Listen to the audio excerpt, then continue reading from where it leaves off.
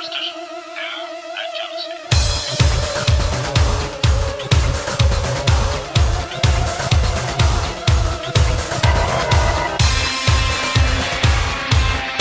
the story. So Carrie's going to say to me, well, we're not going to do it. Good. I'll say good. Very good. Tax. Now, here's what happens. Within 24 hours, they will call back, Mr. President, we've decided to stay in Indianapolis, where you're going to have a good football team this year, by the way, in Indianapolis, Indiana. We're going to stay in Indiana, Mr. President. We've decided to stay. Because let me tell you, when you do what I say, they want to leave, it's fine. But there have to be consequences when they leave. There are no consequences when these So that was Donald Trump back in April. That was how he addressed Indianapolis and the crowd there. And that was how he said he was going to address keeping jobs here from the company Carrier that makes air conditioners, owned by United Technology. That's what he said he was going to do. He said he was going to take away their incentives, take away their tax cuts, put a tariff on their product when they bring it back to the U.S. That's what he said he was going to do back in April. But what did he actually do? Well, what he actually did was he gave $7 million in incentives to Carrier over 10 years. And that $7 million comes from the taxpayers. That's not the government's money. That's the taxpayers' money, paying for a deal that Donald Trump made.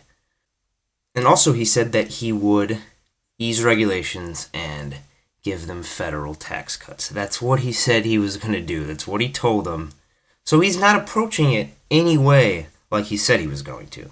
He's approaching it the exact opposite way, the very way he criticized.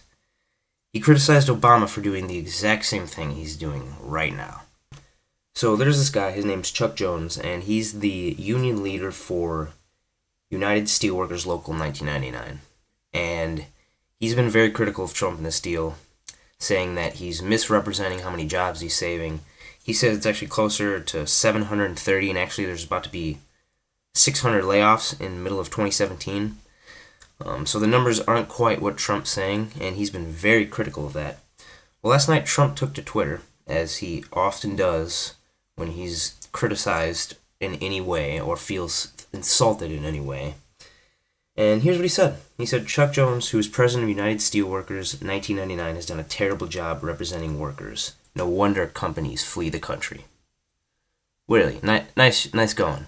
Those are the people you have been claiming that you helped.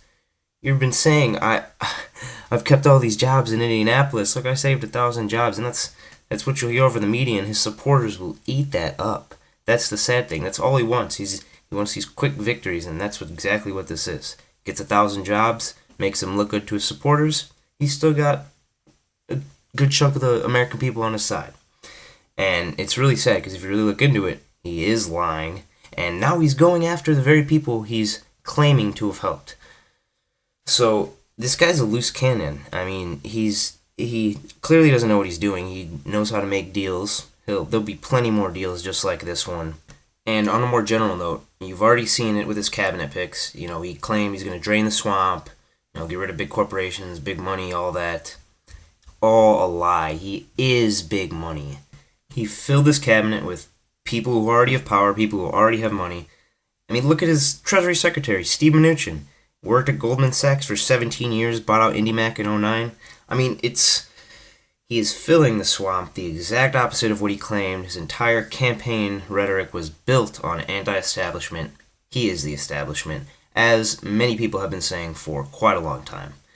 So buckle up, because this presidency is about to take off in roughly a month, and I'm a little frightened, on the real.